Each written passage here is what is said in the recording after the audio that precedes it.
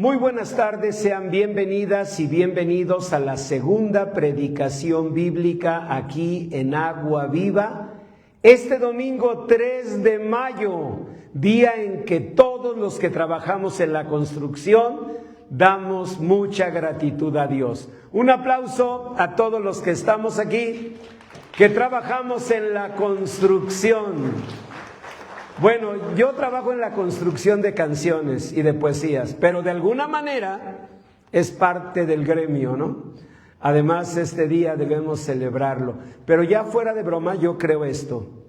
Y por eso quiero reconocer a los trabajadores de la construcción, porque son personas que están en un gran riesgo en todo momento, que trepan alturas donde una caída sería fatal, que se acercan a materiales que podrían electrocutarlos en un instante.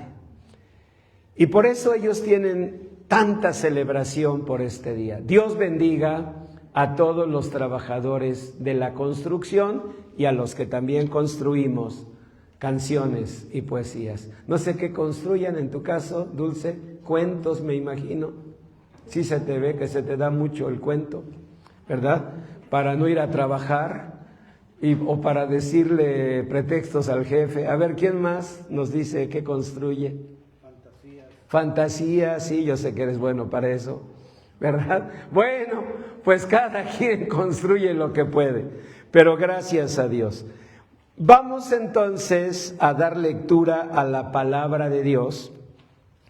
Y yo les invito, y por eso les comentaba, porque en mi convicción todos deberíamos estar construyendo algo.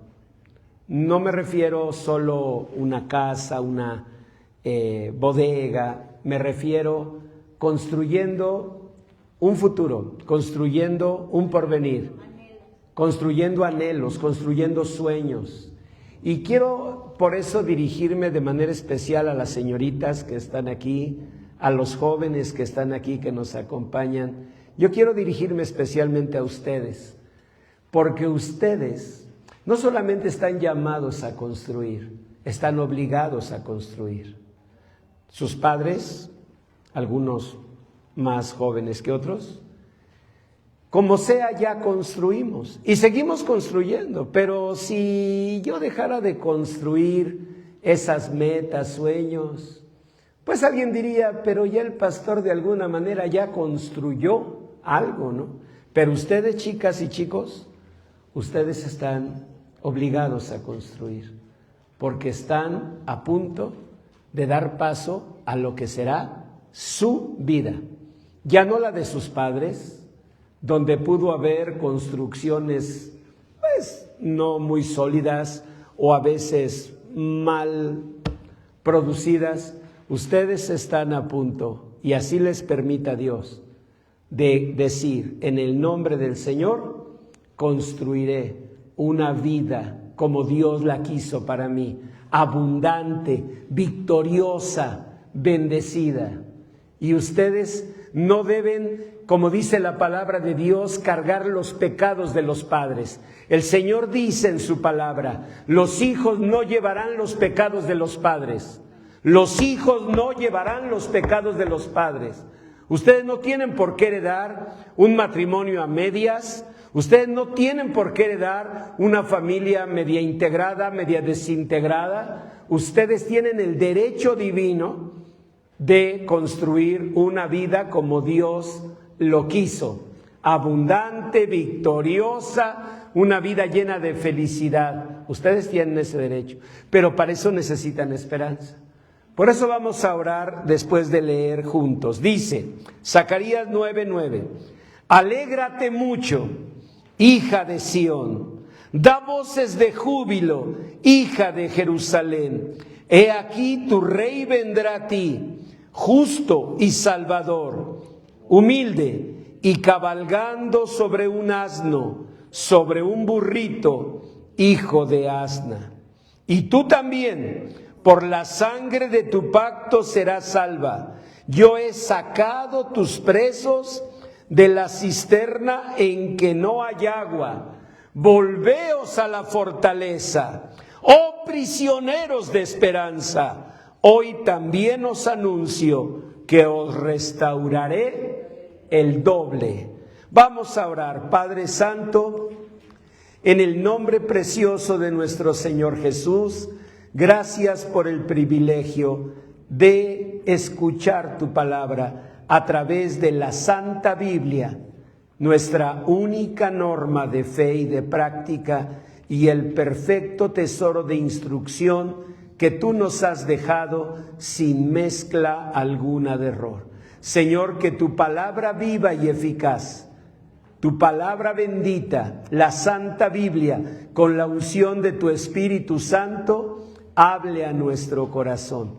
Que tu nombre, Señor Jesús, sea glorificado y nuestras vidas, en especial la de las señoritas y los jóvenes que están aquí, sean levantadas para ir en pos de la felicidad, de la bendición, de la vida abundante que tú, Señor, viniste a darles y por la cual derramaste tu sangre. Que ellos no se conformen, que ellos no se rindan, que ellos no se adapten, que ellos, Señor bendito, conquisten toda la felicidad que tú sembraste para ellos. En el nombre precioso de Jesús, así te lo pedimos. Amén, amén. Da un aplauso al Señor.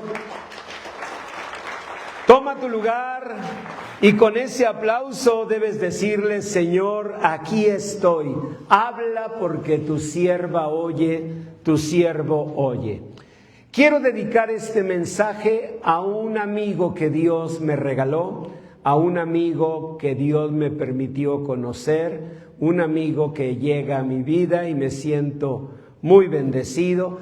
Él es un hombre, él es un ingeniero y es un hombre que ha trabajado mucho y en condiciones muy difíciles. A mí me impresionó hace unos días que platiqué con él, porque yo siempre les he contado de penurias, de situaciones duras de mi infancia, de mi niñez, ¿no? Era duro oír a mis papás discutiendo en una store, en una tienda de Disneylandia, porque mi mamá quería que compraran una playera para mí de Mickey Mouse y mi papá quería que fuera del Pato Donald. No es cierto. Sonó bonito, pero no. No, por la pobreza que vivimos, ¿no? Era muy duro y la agresión de mi papá, tantas cosas. Pero de veras que por eso no debes abrir la boca tan fácilmente, porque a veces conoces a personas que en verdad sufrieron, que en verdad batallaron. Y este amigo que Dios me mandó es un hombre reservado, callado, no expresa cosas así.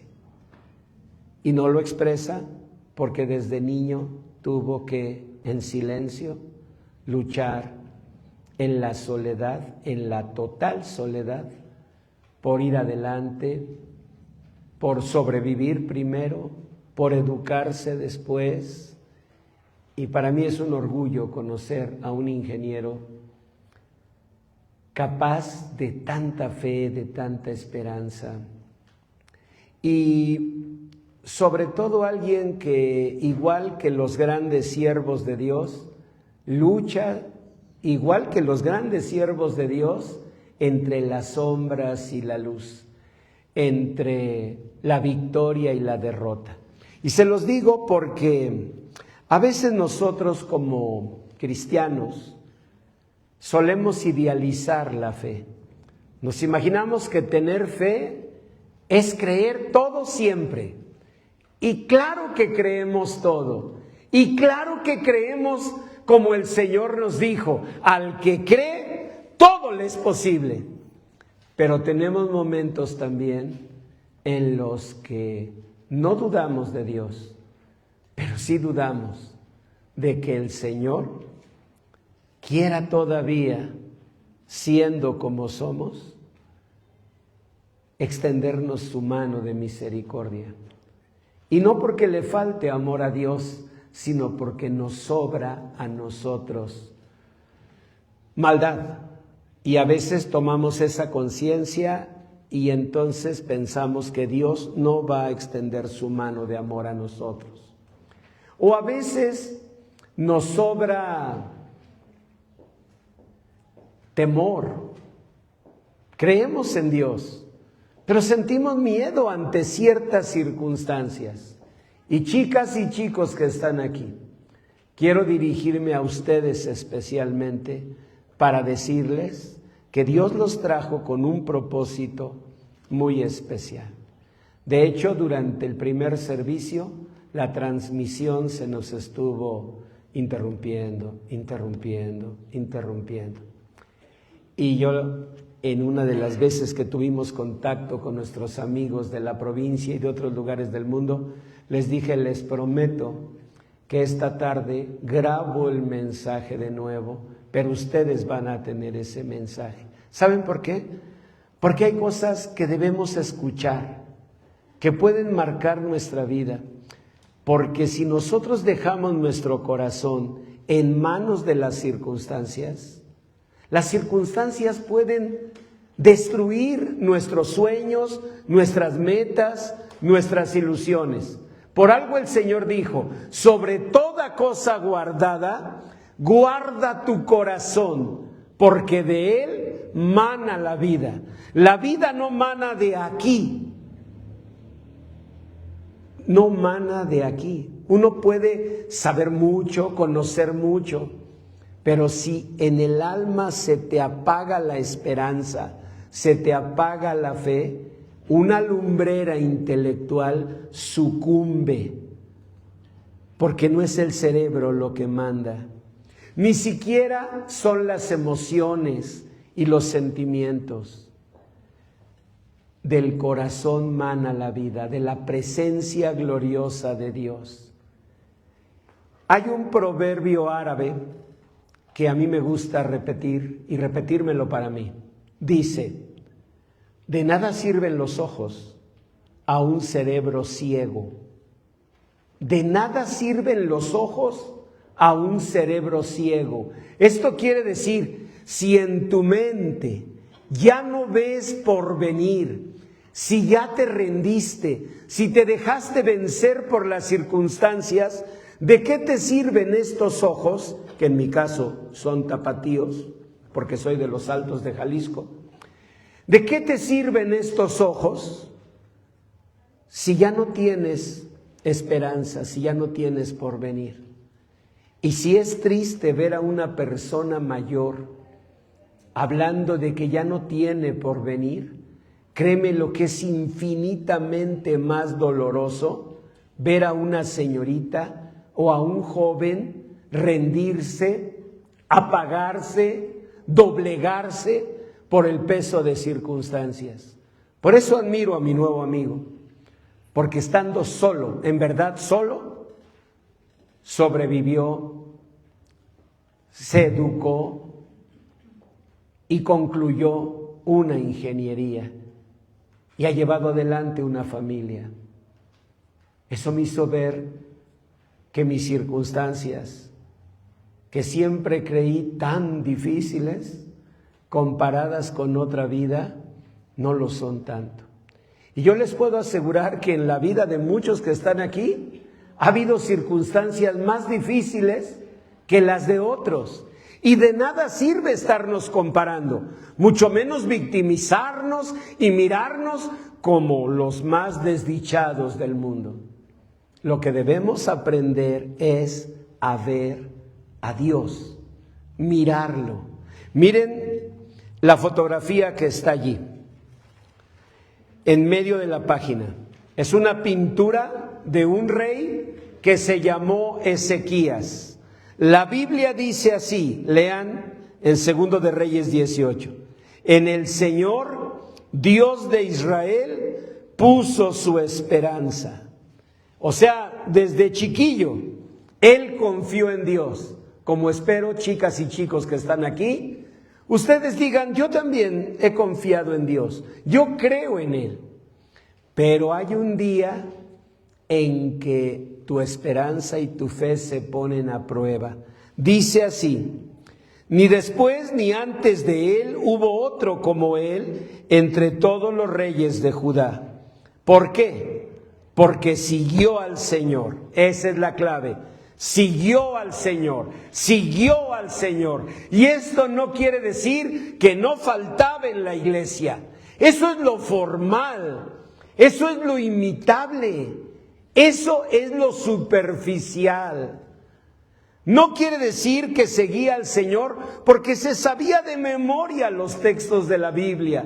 Qué bueno tener la palabra de Dios en la mente, pero donde se requiere tenerla es en el corazón. Se requiere que cuando enfrentan ustedes, chicas y chicos, una dificultad, una adversidad, una puerta cerrada, en el nombre de Dios, ustedes sigan y digan: Señor, yo te seguiré, yo no me apartaré de ti, yo guardaré los mandamientos del Señor. ¿Y qué dice el versículo 7? Léanlo.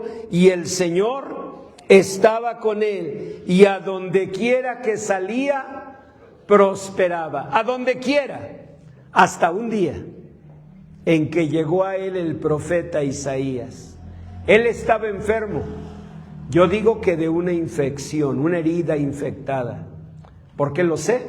Porque después le mandaron que pusiera una masa de higos en la herida. Y eso me hace pensar que tenía alguna infección. Pero era una infección que estaba más allá de lo que a veces vemos. Hay enfermedades que empiezan así, con una tosecita, con un dolorcito, y que están, aunque no lo sabemos, reflejando algo mucho más grave. Hace unos días despedí a un amigo. Con él canté muchas veces alabanzas al Señor. Era un hombre muy fuerte. Tenía una camioneta 350 y siempre me decía: ¿le ayudo a subirse? Y yo le decía: por favor, ¿un vaquero cree que no se puede subir? Él era muy fuerte, yo débil, él joven, yo viejo. Pero él enfermó, me dice su esposa, hace apenas unos meses. Y era una cosa simple, aparentemente, pero no. Era un cáncer que devoró su mente, la salud de su cuerpo en unos días. Y hace apenas unos días lo despedí en el velorio. Y para mí fue muy fuerte comprender una cosa que quiero que comprendan, chicos.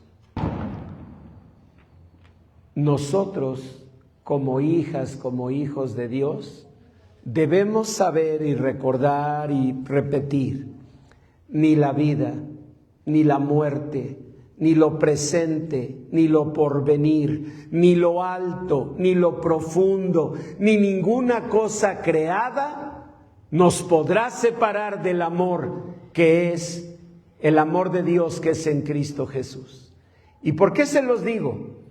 Porque cuando nosotros estamos bien, a lo mejor no hace falta repetirlo, pero no sabemos si un día, cuando menos lo esperamos, estaremos ante eso. Cuando le escribí a otro de los redimidos de la gran tribulación, que formamos ese grupo de alabanza, amigo también de él, me dijo: es increíble, tan joven, tan fuerte. Y sí, de tal manera que quiero que oigan esto, chicos y chicas. La juventud no es una seguridad, la erudición no es una seguridad, la riqueza no es una seguridad, bueno, ni la belleza siquiera, Nada es una seguridad. La única seguridad está en Cristo, la única seguridad está en Dios. Y tú tienes que reforzar y reforzar tu esperanza y tu fe, porque tú no sabes en qué momento de la vida lo vas a necesitar. Ezequías, véanlo por favor en la fotografía. Ya leyeron, era un hombre que confiaba en Dios, ¿sí? Que había puesto su esperanza en Él. Y todo lo que hacía, ¿qué dice la Biblia? Prosperaba. En todo, a donde quiera que salía, prosperaba. Negocio que se te ocurriera, no hombre, en 3 patadas ya estaba lleno de clientela. Lo que se le ocurría, un viaje, era una maravilla. Nunca se encontraba con que no había boletos para el avión. Nunca se encontraba con que, pues lo sentimos, pero por ser temporada alta, ahorita no podemos hacer tal cosa. Era algo, una vida que parecía una fantasía mágica, ¿no? Lo que emprendía, prosperaba. Pero un día llegó el profeta Isaías a él. Lo miró y le dijo: ordena tu casa, porque de cierto morirás. Así como a mi amigo, joven, fuerte, sano, mucho más sano que yo. Viajábamos mucho a León, viajábamos mucho a Paseo el Alto, a Juventino Rosas, todo Guanajuato. Viajábamos mucho. Y él manejaba al 7 leguas, precisamente porque él era fuerte, ¿no? Me decía: duerma, pastor, duerma. Y yo le decía: ¿cuándo has visto una película de vaqueros donde un vaquero se duerma sobre el caballo? Me decía: no, pues no. Pero de repente me echaba mis cabeceadas y me decía: ¿qué pasó con el vaquero? Entonces le decía: bueno, es que también los vaqueros nos sentimos cansados. Y ahí veníamos, ¿verdad? Él tan joven, él tan fuerte, yo tan viejo, yo tan débil. Y sin embargo, llega un día en que enferma y enfrenta una necesidad que va más allá de dinero, de juventud, va más allá de conocimientos. Una necesidad que nos supera. Así llegó exactamente con este rey. ¿Se acuerdan que todo lo que hacía prosperaba? No, hombre, le iba re bien.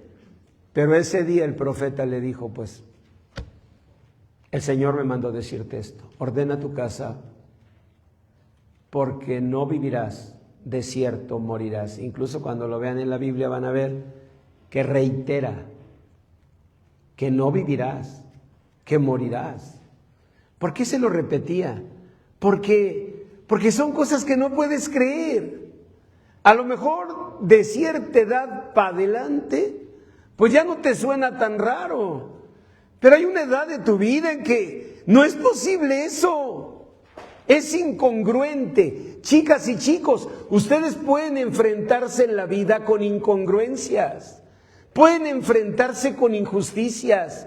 Pueden encontrarse con oportunidades que se cierran cuando ustedes son las personas que más merecían esa oportunidad. Y esas heridas duelen, pero no deben llevarte a vencerte. No deben llevarte a abandonar tus sueños. Tú debes seguir. Y el rey Ezequías, ¿saben qué hizo? Dice la Biblia: entonces el rey Ezequías se volteó hacia la pared. Eso no es casualidad. Antes de orar, él se volteó hacia la pared para enseñarnos algo. Uno no puede confiar en Dios si tiene un ojo en Dios y otro ojo en las necesidades o en los problemas o en las adversidades. Porque aparte de que te quedas visco, aparte de eso, vas a tener la mitad de la fe, la mitad de la esperanza. Porque miren, con un ojo miro a Dios, con un ojo miro su gloria, sus promesas. Con un ojo miro todo lo que el Señor ha hecho en mi vida. Y con otro ojo no dejo de mirar las fauces del problema, de la adversidad. Y entonces no puedo llenar mi corazón de esperanza. Por eso Ezequías se volteó hacia la pared, dando la espalda a las condiciones que estaban pasando. Tenía una herida que se estaba infectando de más. Los glóbulos blancos andaban ya hasta amarillos de cansancio. Ya no podían más. Batallaban, luchaban, pero no podían. Y peor, cuando el cerebro procesó las palabras del profeta Isaías. Es que si viene y te lo dice un pastor de Cuautitlán de los Magueyes, pues no te espantas tanto. Pero que llegue y te lo diga el profeta Isaías, que llegue el profeta Isaías, que recibía de Dios mensajes audibles y directos. Imagínense que llega ese profeta y te dice: ordena tu casa porque no vivirás, porque morirás. No, pues ya se acabó. Pero ¿qué hizo? Él se volteó, miró a la pared, comenzó a orar, comenzó a clamar al Señor, comenzó a llorar, porque era necesario, porque él tenía que clamar con toda su alma. No era una oración de pose, no era una oración en la iglesia, amantísimo Señor, aquí estamos rogando. No, era bramar como el siervo brama por las corrientes de las aguas. Así clama por ti, oh Dios, el alma mía. Así decía David, como el siervo brama por las corrientes de las aguas. Así clamó Ezequías. ¿Y saben qué pasó? Ya Isaías iba de salida, a la mitad del patio, dice la Biblia. Y entonces el Señor le dijo: Isaías, regresa. ¿Con el enfermo? Sí, regresa. Y dile a mi siervo: he visto tus lágrimas y he oído tu oración. He aquí, te añado 15 años de vida. Y en ese momento, la información genética de las células de la infección comenzó a retroceder. Los glóbulos blancos, ¡bravo! Ahí estaban todos, no, de veras, no les exagero. Ustedes van a decir: pastor, ¿y usted cómo sabe de sus glóbulos blancos de Ezequías? Pues porque uno investiga. Los glóbulos blancos gritaban de alegría. La infección cedía. La puerta se abre, te dan la beca, del trabajo te contestan, el crédito hipotecario te lo autorizan. Son las victorias de la vida, muchachos. Pero esas victorias se alcanzan así. Dice en el número 1 que Dios nos quiere honorables y de gran estima. Toda esta serie de mensajes que hemos estado predicando, que a lo mejor ustedes han tenido nomás uno de 7 sermones, porque vienen poco, se llaman Como Dios quiere verme. ¿Cómo nos quiere ver Dios? Los religiosos responderán: nos quiere vernos siempre en la iglesia. Yo creo que sí. Pero antes que eso, yo creo que a Dios le interesa vernos honorables y de gran estima. Nada me dolería más que ver a mi hija, a mi hijo, sintiéndose que no tiene un valor como persona. Y si yo como padre, siendo malo, doy buenas dádivas a mis hijos, ¿cuánto más nuestro Padre Celestial nos bendecirá a nosotros? Dios no nos quiere vernos sin estima, sintiéndonos despreciados. Claro que hay gente que no nos valora, claro que hay gente que no nos aprecia. Eso es parte de la vida. Pero tú tienes que recordar que el Señor dijo: a mis ojos fuiste de gran estima. fuiste honorable y yo te amé. Eso es lo primero. Lo segundo, te quiere libre y liberto en Dios. Dice la palabra, porque el que en el Señor fue llamado siendo esclavo, liberto es del Señor. Tal vez alguno de ustedes diga, ¿qué diferencia hay entre libre y liberto? La diferencia es esta. Piensen en una persona de aquellos tiempos bíblicos en una cárcel. Libre era al que se le abría la puerta y se le decía, está usted libre, puede salir. Liberto era al que se le abría la puerta, pero además se le quitaban las cadenas que tenía en las manos.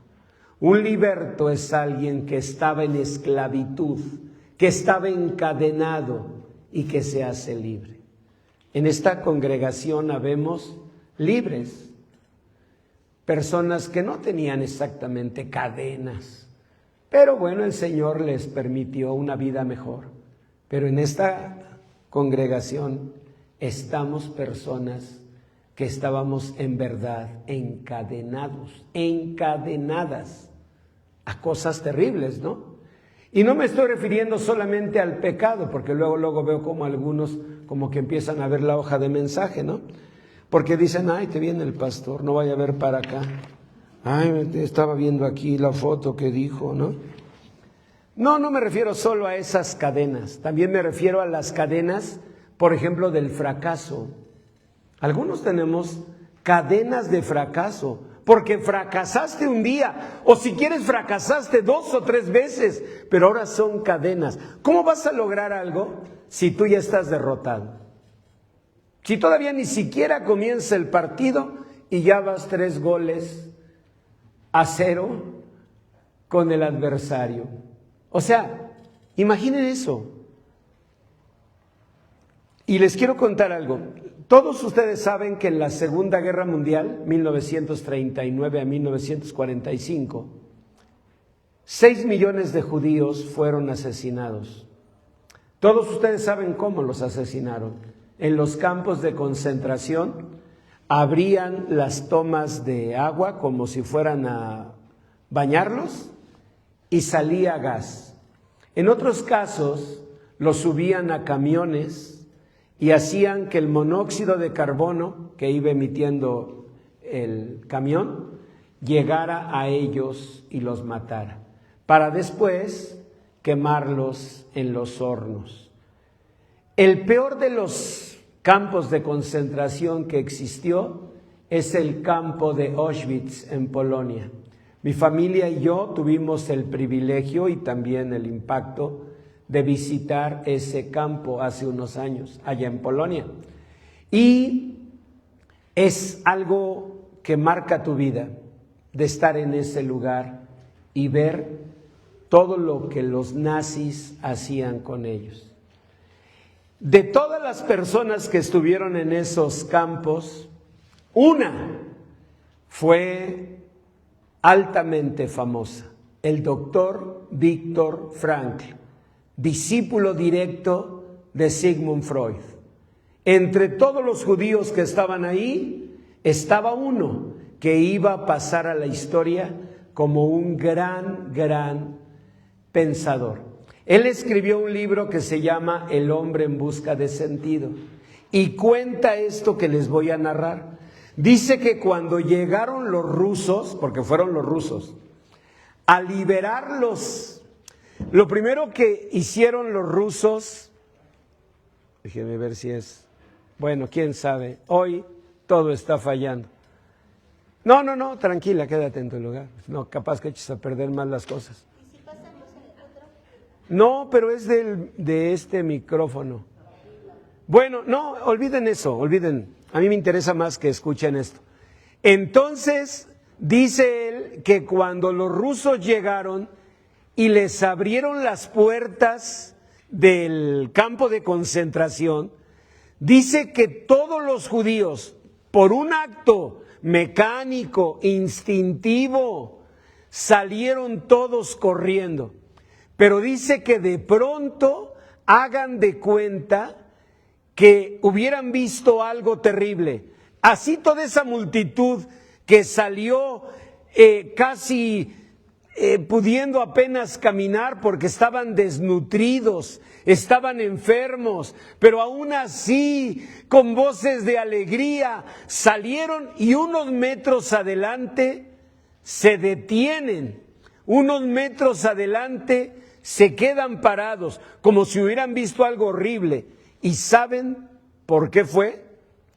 Porque salieron libres. Pero 3, 4 metros adelante se dieron cuenta de una cosa: no tenían esperanza. Es decir, ¿a dónde iban a ir? Es decir, gracias. Sí, bueno, sí. No, pero mejor dejemos eso. Ok, entonces ya olvídalo. Toma, Jos. Sí, bueno, está bien. ¿Qué cosas? Con el apagón, ¿qué cosas suceden? Dice Jesús Adrián, ¿no? Cómo me encanta esa canción de él, porque se me hace muy alegre y muy positiva. Con el apagón, ¿qué cosas suceden? Y vean, aquí está. Bueno, lo que es seguro es que voy a tener que grabar este mensaje en mi casa, la zona dorada, con todas las condiciones buenas para poder concentrar esto, ¿no? Porque si no va a ser una pena, sobre todo para los amigos de la provincia. Bueno, pero ya olvidemos ese tema. El caso es que dice que salen todos corriendo y de pronto se detienen con una pregunta uno al otro: ¿y a dónde voy? ¿Y quién queda de mi familia? ¿Y dónde podría vivir? Y ellos se dieron cuenta de una cosa, escuchen bien. Se dieron cuenta que les habían robado más que 3 o 5 años de vida, les habían robado más que joyas, diamantes, les habían robado más que seres queridos, les habían robado la esperanza. Es que tú no te das cuenta que quedaste sin esperanza hasta que, mirando una situación difícil en la vida, sientes que no se va a resolver y en tu mente se repite el texto: para Dios no hay imposibles. Pero es una palabra que suena lejana, que suena vacía. Pero pastor, es una palabra de Dios. Sí, pero es una palabra de Dios que dejó de estar en tu corazón, que te arrebataron. Y fue cuando el doctor Víctor Frank, ante todos ellos, dijo: en esta vida nos puede ser arrebatado todo, excepto nuestro derecho de darle un valor y significado a nuestra propia existencia. Y ahí en Andrajos, con ese traje a rayas, pesando unos cuantos kilos, él decidió, el doctor Víctor Frank decidió, como un hombre de Dios, luchar por seguir sus sueños. Y los años que Dios le dio de vida, los pasó enseñando lo que se llama hoy logoterapia, que ahora es una enseñanza que se traduce a todos los idiomas del mundo. Él vivió enseñando en la Universidad de Viena y en la Universidad de San Diego. Él continuó, pero por una convicción que como hijos de Dios debemos tener. Porque miren, esa convicción de repente como que mengua. Vean qué difícil es. Noten la penúltima lectura, por favor. Está escribiendo el rey David y dice: alma mía, en Dios solamente reposa, porque de Él es mi esperanza. Él es mi roca, mi salvación, es mi refugio, no resbalaré. porque tú, oh Señor, eres mi esperanza, seguridad mía desde mi juventud. ¿Saben cómo se fortaleció David y cómo les invito a ustedes a fortalecerse? No siendo malagradecidos. Mira, entiendo que ahorita las circunstancias de tu vida son muy difíciles. Ustedes chicos, si me dicen, pastor, es que está pasando esto y esto y esto, lo respeto. Es una circunstancia dura, pero tienes que recordar cómo Dios te ha sostenido. David se fortaleció al pensar, desde mi juventud, tú me has ayudado. Y todavía más, le dijo el Señor, recuerda más, y dijo, en ti he sido sustentado desde el vientre. Y todavía más el Señor le hizo ver, recuerda más, y él dijo, de las entrañas de mi madre, tú fuiste el que me sacó. ¿Saben qué comprendió David? Comprendió que su vida entera había sido sustentada por Dios. No seas ingrata, no seas ingrato, porque si algo Dios bendice, es la gratitud. Y si algo el Señor repudia, es la ingratitud. Imagínate que una de las señoritas aquí presentes, a las cuales se nota que no se les da la cocina, que obviamente son de sandwichito y sopa maruchan, hicieran el esfuerzo de traerle al pastor, digamos, una cochinita pibil. Y la recibo y no me doy cuenta que una de ellas se quedó ahí en la sala. Y yo empiezo, ay, pues se ve bueno, pero esta tiene como muchos huesitos. Ay, no, y mira esta cebolla, se ve muy fea. De por sí, no se les da la cocina. Y el esfuerzo que hicieron las tres aquí presentes, para que lo sepan 100 mexicanos, la doctora Linda, Jackie y Dulce, ¿verdad? No lo aprecio. Ellas, desde donde están, viendo al pastor que no se da cuenta que está de quejoso, de ¿qué más? De escudriñador. ¿De qué más? Gracias, de malagradecido. Gracias, vienes poco y ahora que vienes, ahí le tiras duro al pastor. ¿De qué más? No, eso sí estuvo duro. Eso sí estuvo duro. Difamador. Bueno, todo eso, quejumbroso y todo, y mugroso y todo lo que acabe en oso, ¿verdad? Yo les aseguro que el pensamiento de ella sería, a ver cuándo se me ocurre volverle a traer algo. Y exactamente así nos mira Dios. Tú dirás, bueno, pastor, pero yo no he sido siempre malagradecido. No, yo sé. Lo que pasa es que lo que ahorita estás viviendo, ahorita te parece con cebolla, con huesos. Y te entiendo. ¿Y crees que Dios no lo sabe? ¡Claro!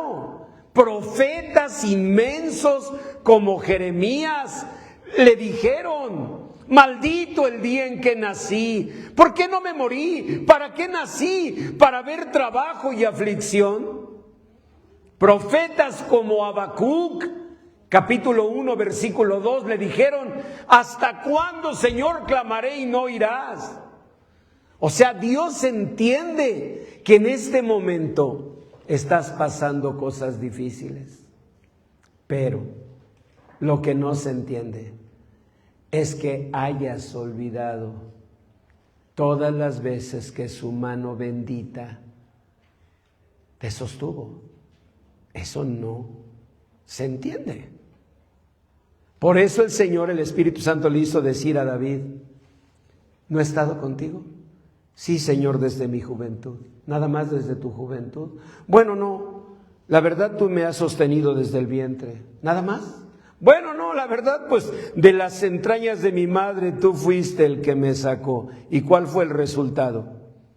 De ti será siempre mi alabanza. 4 o 5 salmos echó David de puro gusto. De nada más pensar, Dios ha sido bueno. Vean el caso que sigue, la última lectura. El padre de la fe. Dice que Abraham creyó ¿cómo? En esperanza contra esperanza. ¿Saben qué quiere decir eso? Quiere decir en una batalla. Era el padre de la fe, pero sí le costó. ¿Cómo no? Sigan leyendo. Dice... Para llegar a ser padre de muchas gentes. Exacto, y no critiquen eso de gentes que digan, ahí es en singular. Si Dios lo pone así, ustedes calladitos.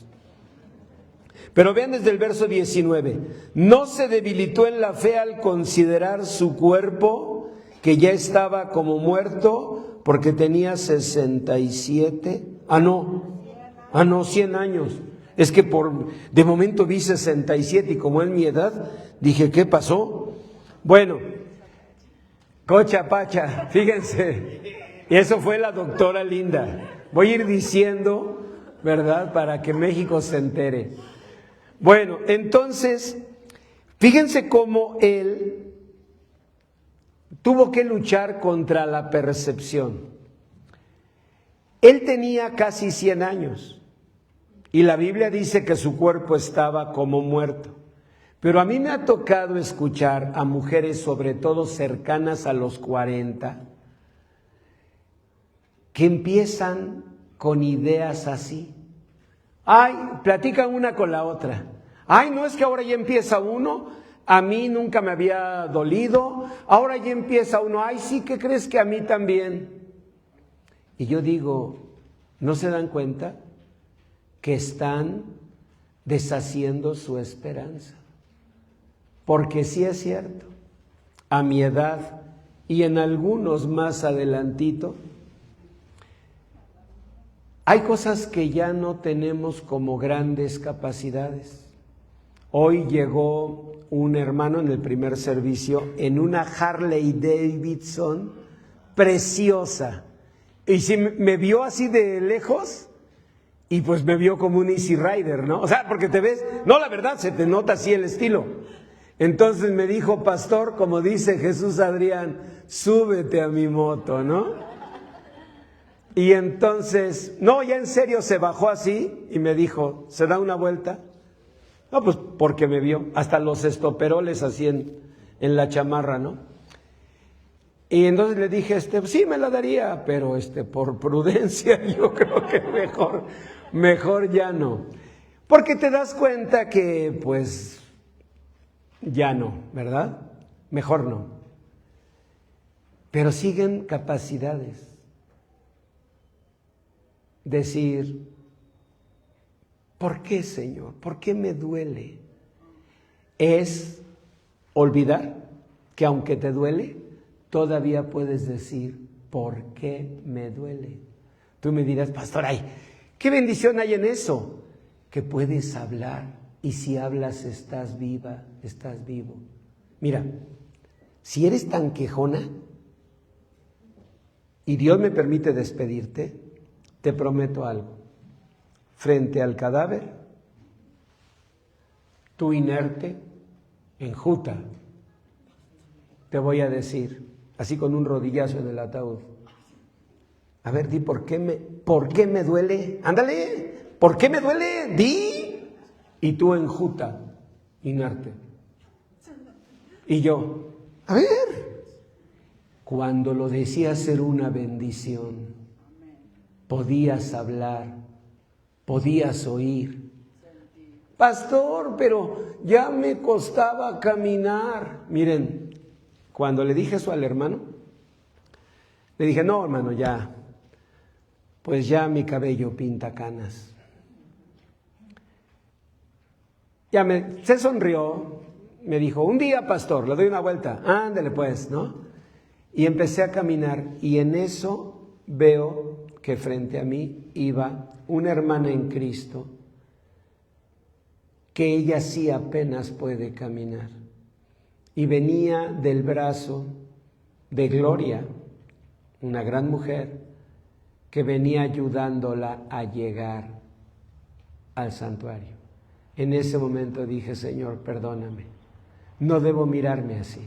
Sí, no me subo a la moto, pero agradezco tanto caminar, ver, oír. Y cuando tú no lo haces, olvidas que Abraham tuvo que mirar su cuerpo y creer que todavía podía tener un hijo. Dios le había prometido un hijo cuando él tenía 75 años, o sea, 8 más que yo.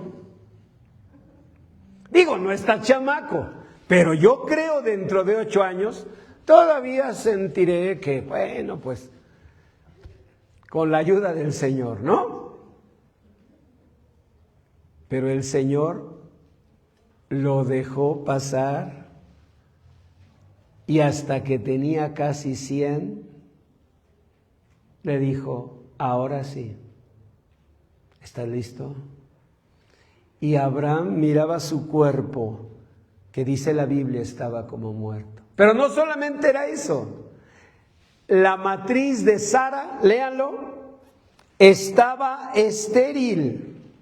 ¿Y qué hizo? No dudó, se fortaleció dando gloria a Dios. Se tuvo que fortalecer. ¿Te das cuenta? Si Abraham, el padre de la fe, tuvo que fortalecerse, chamaco, ¿cuánto más tú? Así que no creas que la esperanza es un asunto así como que lo tenemos siempre.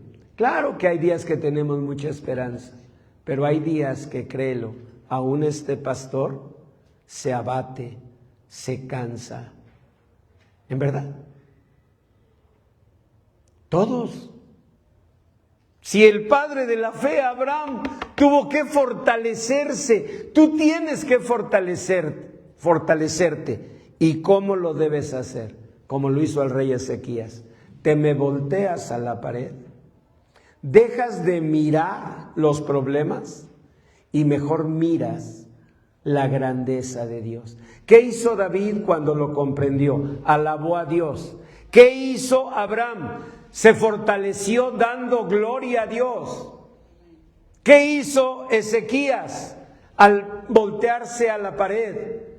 Se concentró en Dios. Ese es el gran problema, que muchos de los que estamos aquí vivimos una fe a medias, porque un ojo lo ponemos en Dios, en sus promesas, pero con el otro ojo seguimos mirando el problema.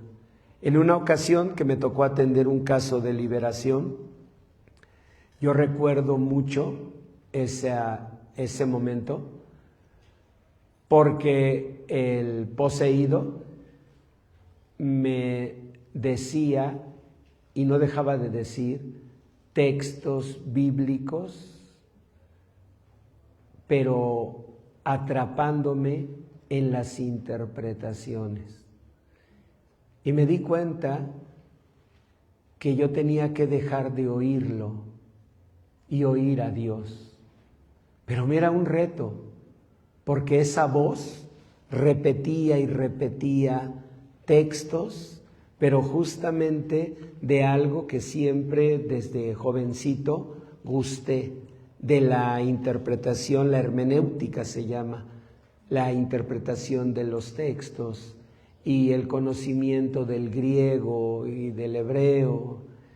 Entonces, el enemigo sabe perfectamente qué nos seduce, qué nos atrapa. Y en tu caso puede ser, por ejemplo, que eres preocupona.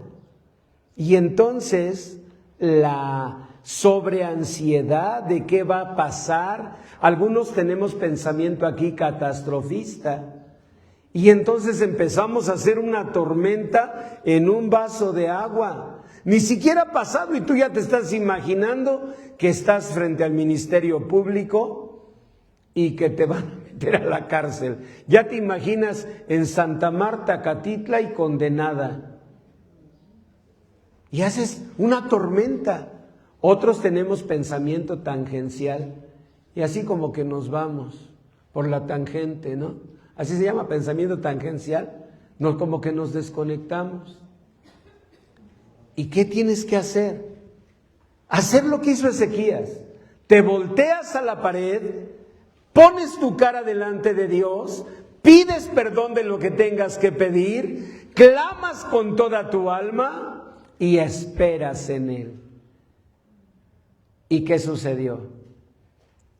Estaba orando Ezequías cuando oye a Isaías. Ezequías, la familia dijo, ahí te viene. Ya le dijo que se va a morir. Señor, por favor, retírese. Usted será el profeta Isaías, pero ya me espantó aquí a mi marido, ¿no? E Isaías le dijo, el Señor te añade 15 años de vida. Así, por la gloria de Dios. Así que no dejes tu esperanza, ponla en el Señor. Y en esta hora, yo no les pido que volteen hacia la pared, pero sí que inclinen su rostro y le digan, Señor, tu palabra ha hablado a mi corazón. Señor bendito,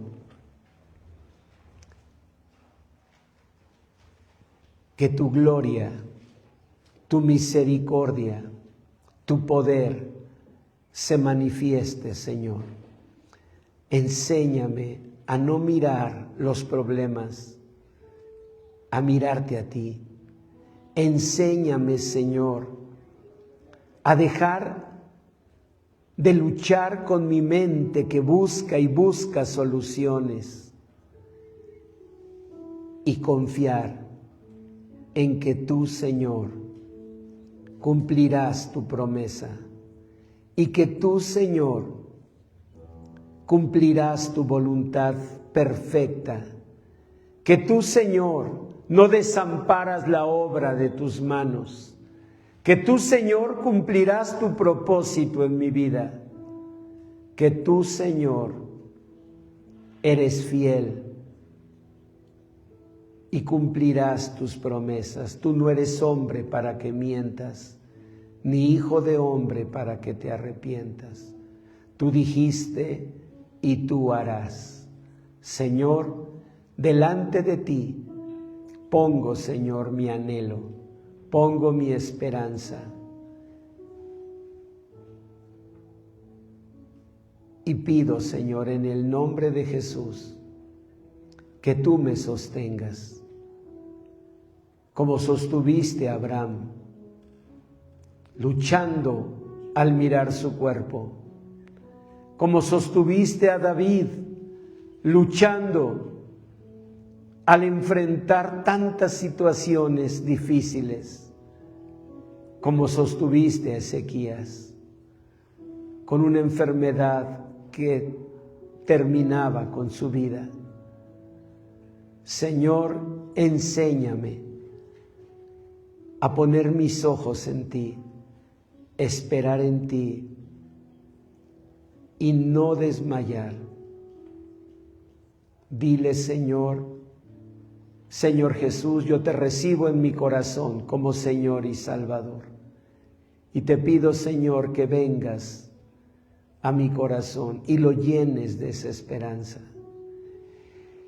Y si tú, señorita, joven, has perdido esperanzas, en esta hora dile, Señor, yo quiero volver a creer, volver a confiar, volver a esperar.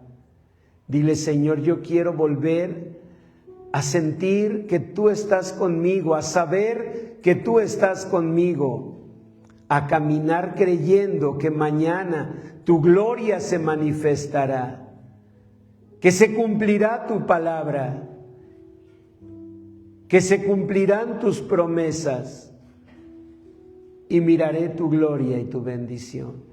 Renueva, Señor, mi esperanza en el nombre precioso de Jesús. Amén, amén. Da un aplauso al Señor. Dile, Señor, muchas gracias por tu bondad y tu amor.